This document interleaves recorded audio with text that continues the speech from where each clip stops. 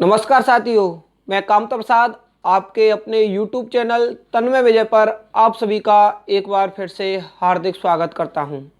साथियों, आज के इस वीडियो में हम हल करेंगे सीटेट दिसंबर 2019 पेपर प्रथम भाषा प्रथम हिंदी पेडागोजी के 15 प्रश्नों को। साथियों, सीटेट के पेपर प्रथम में आपको 5 भाग मिलते हैं। पहला भाग CDP से बाल विकास एवं शिक्षा शास्त्र, प्रश्न संख्या आपको 1 से 30 तक मिलेगी। जो दूसरा भाग होता है वह गणित का होता है और गणित में आपको प्रश्न संख्या 31 से 60 तक के प्रश्न मिलेंगे। जो भाग तीसरा होगा वह EVS से संबंधित होगा, पर्यावरण अध्ययन से संबंधित होगा और प्रश्न संख्या 61 से 90 तक के प्रश्न आपको पर्यावरण अध्ययन से मिलेंगे। जो सबसे महत्वपूर्ण और सबसे ज़्यादा जो कन्फ्यूजन वाली स्थिति रहती है आपकी लैंग्वेज को लेकर रहती है। तो लैंग्वेज फर्स्ट जो आपने पेपर में फिल की है, आपके एडमिट कार्ड में जो लैंग्वेज फर्स्ट के रूप में है, उसको आप भाग 4 प्रश्न संख्या 91 से 120 तक हल करेंगे। आपका भाग 5 आपका भाषा सेकंड का होगा, जिसकी प्रश्न संख्या 120 से 150 तक के आपको सॉल्व करने हैं। तो इस प्रकार से आपको सीटेट में पेपर फर्स्ट में आपको प्रश्नों को हल करना है। और अब सबसे महत्वपूर्ण हिंदी पेडागोजी को हल करते समय आपको जो व्याकरण संबंधी विकल्प हैं, जहाँ पर रटने को महत्व दिया जाएगा, उनको आप कम महत्वपूर्ण कम प्रभावी मानेंगे। इसके अलावा आपको 3 विकल्प और हमने बताए थे, केवल मात्र और ही, उनका प्रयोग भी आप कम महत्वपूर्ण कम प्रभावी के रूप में रखते हुए करेंगे और उसी प्रकार से अपने विकल्पों का चुनाव करेंगे। तो चलते हैं प्रश्न पत्र की ओर। सबसे पहला प्रश्न,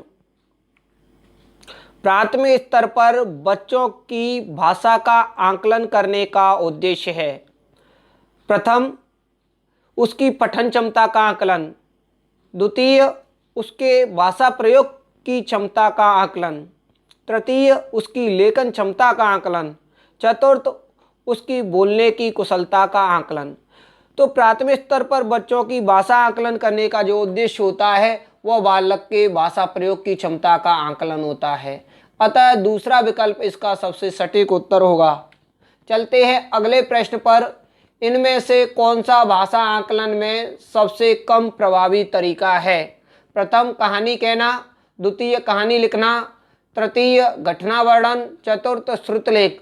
तो साथियों, इसका सबसे कम प्रभावी तरीका भाषा आकलन का होगा, वह होगा श्रुतलेख। क्योंकि श्रुतलेख में बालक केवल सुनकर लिखता है, उसमें बालक के स्वयं के विचार, उसका कोई भी मौलिक विचार उसमें सम्मिलित नहीं रहता। अतः श्रुतलेख इसका सबसे सही उत्तर होगा। चलते हैं अगले प्रश्न पर। आकलन की प्रक्रिया में केवल बच्चों की क्षमताओं का आकलन नहीं होता, बल्कि शिक्षक की शिक्षण प्रक्रिया का भी आकलन होता है। यह विचार फर्स्ट पूर्णतः सही है, सेकंड अंशतः सही है, थर्ड पूर्णतः गलत है, चतुर्थ निराधार है। तो साथियों, हमने आकलन को पढ़ा था और आकलन में बालक के साथ साथ शिक्षक की जो शिक्षण प्रक्रिया है उसका भी आकलन होता है। अतः यह कथन, यह विचार पूर्णतः सही है। पहला विकल्प इसका राइट आंसर होगा। चलते हैं अगले प्रश्न पर। रीमा ने तीसरी कक्षा में पढ़ने वाली रितिका की भाषा क्षमता भाषा निष्पादन संबंधी क्रमिक प्रगति का ब्यौरा उसके अभिभावकों को दिया। रीमा ने खाली जगह के आधार पर यह जानकारी दी। फर्स्ट, अवलोकन। द्वितीय, पोर्टफोलियो। तृतीय, जांच सूची। फोर्थ, लिखित परीक्षा। तो साथियों, हमने पोर्टफोलियो को पढ़ा था। पोर्टफोलियो बालक के भाषा संबंधी क्रमिक प्रगति का जो लेखा जोखा है वह किसी फोल्डर या किसी निश्चित स्थान पर सुरक्षित होता है, वही रीमा ने उसके अभिभावकों को दिया। तो इसका जो सेकंड आंसर है वह पोर्टफोलियो बिल्कुल सही होगा। चलते हैं अगले प्रश्न पर। पहली कक्षा में खाली जगह भी लिखना के अंतर्गत आता है। फर्स्ट, वाक्य लिखना। सेकंड, शब्द लिखना। थर्ड, अक्षर लिखना। फोर्थ, अक्षर बनाना, चित्र बनाना। तो साथियों, हमने आपको पहले ही बताया था कि पहली और दूसरी कक्षा में जो बालक की हिंदी भाषा है उसके साथ कला समय की शिक्षा को सम्मिलित किया गया। अतः चित्र बनाना भी उसकी लिखने के अंतर्गत ही आएगा। अतः चौथा विकल्प चित्र बनाना इसका सबसे सही उत्तर होगा। चलते हैं अगले प्रश्न पर। प्राथमिक स्तर पर पढ़ना सीखने में सबसे कम महत्वपूर्ण है। पहला विकल्प अनुमान लगाना, दूसरा संदर्भानुसार अर्थ, तीसरा अक्षरों की पहचान और चौथा पढ़ने का उद्देश्य। तो साथियों, पढ़ने में सबसे कम महत्वपूर्ण होगा अक्षरों की पहचान। तीसरा विकल्प इसका सबसे कम महत्वपूर्ण होगा और सबसे सही उत्तर यही होगा, अक्षरों की पहचान। चलते हैं अगले प्रश्न पर। भाषा अर्जन क्षमता किसके साथ संबंधित है? फर्स्ट पियाजे, second Chomsky, third Skinner, fourth Bruner. तो भाषा अर्जन क्षमता चोम्स्की से संबंधित है और उन्होंने कहा था कि बालक में भाषा अर्जन की क्षमता जन्मजात होती है। अतः सेकंड विकल्प इसका राइट आंसर होगा। चलते हैं अगले प्रश्न पर। प्राथमिक स्तर पर भाषा सीखने में भाषा संबंधी कौन सा संसाधन सर्वाधिक महत्वपूर्ण है? पहला कंप्यूटर, दूसरा बाल साहित्य, तीसरा समाचार पत्र, चौथा टेलीविज़न। तो साथियों, प्राथमिक स्तर पर भाषा सीखने में जो सर्वाधिक महत्वपूर्ण होगा वह बाल साहित्य होगा। सेकंड विकल्प इसका सबसे सटीक उत्तर होगा। चलते हैं अगले प्रश्न पर। बच्चे अपनी मातृभाषा का प्रयोग करते हुए हिंदी भाषा की कक्षा में अपनी बात कहते हैं।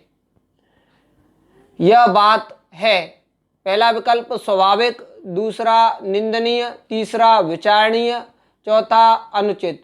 तो साथियों, हमने पढ़ा था कि बालक को उसकी मातृभाषा प्रयोग के अवसर देने हैं। यदि वह अपनी क्लास में मातृभाषा का प्रयोग कर रहा है तो यह स्वाभाविक है। अतः पहला विकल्प इसका सटीक उत्तर होगा। चलते हैं अगले प्रश्न पर।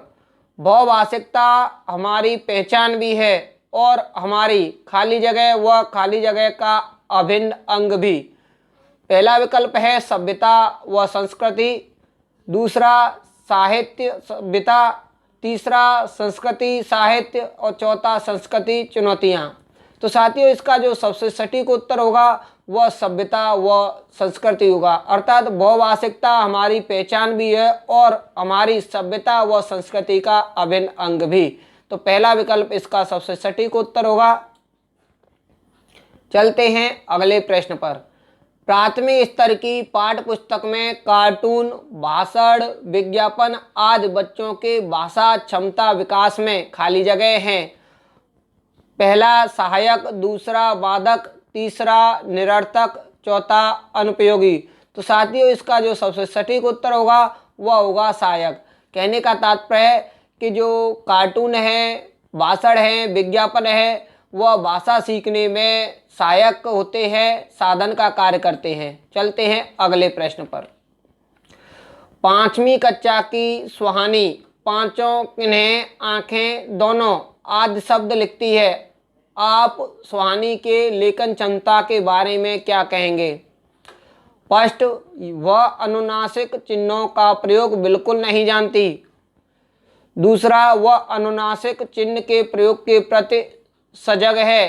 थर्ड, वह अनुनासिक चिन्ह के प्रयोग के प्रति लापरवाह है। फोर्थ, वह अनुनासिक चिन्ह के नियम का अति सामान्यीकरण करती है।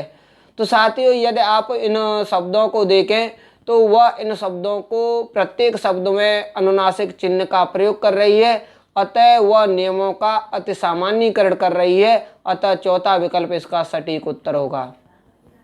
चलते हैं अगले प्रश्न पर। विद्यालय में भाषा शिक्षण के लिए कोई कार्यक्रम शुरू करते समय सबसे महत्वपूर्ण है। फर्स्ट, बच्चे की लिखित क्षमता को पहचानना। सेकंड, बच्चे की सहज भाषाई क्षमता को पहचानना। थर्ड, बच्चे की सहज मौखिक अभिव्यक्ति को पहचानना। फोर्थ, बच्चे की पठन क्षमता को पहचानना। तो साथियों, भाषा शिक्षण में जहाँ पर सबसे अधिक कौशल सम्मिलित होंगे वह विकल्प सबसे सटीक होगा। पहले विकल्प में केवल लेखन क्षमता की बात थी, थर्ड विकल्प में केवल मौखिक क्षमता की बात थी और फोर्थ विकल्प में पठन क्षमता की बात, जबकि भाषाई क्षमता में उसके चारों कौशल होंगे। इसलिए इसका सबसे महत्वपूर्ण और सबसे सही उत्तर आपका सेकंड होगा, बच्चे की सहज भाषाई क्षमता को पहचानना। चलते हैं अगले प्रश्न पर। कई बार बच्चे जब स्कूल आते हैं तो 2 या 3 भाषाओं को खाली जगह और बोलने की क्षमता से लैस होते हैं। पहला विकल्प है पढ़ने, दूसरा लिखने, तीसरा रटने, चौथा समझने। तो साथियों, इस प्रश्न का सबसे सटीक उत्तर होगा समझने। जब बालक अपने घर परिवेश से जो भाषाएं अर्जित करते हुए आता है तो वह उन्हें समझने और बोलने की क्षमता के साथ विद्यालय आता है, जो उसके लिए भाषाई पूंजी का कार्य होती है। चौथा विकल्प इसका सबसे सटीक उत्तर होगा। चलते हैं अगले प्रश्न पर। किसी विषय को सीखने का मतलब है उसकी खाली जगह को सीखना, कॉमा उसकी खाली जगह को सीखना। फर्स्ट, अवधारणाओं, कॉमा विषय वस्तु। सेकंड, विषय वस्तु, कॉमा उपयोगी। थर्ड, अवधारणाओं, कॉमा शब्दावली। फोर्थ, शब्दावली, कॉमा विषय। तो साथियों, इसका जो सबसे सही उत्तर होगा वह फर्स्ट होगा, अवधारणाओं, कॉमा विषय वस्तु। अर्थात किसी विषय को सीखने का मतलब है कि उसकी अवधारणाओं को सीखना और उसकी विषय वस्तु को सीखना।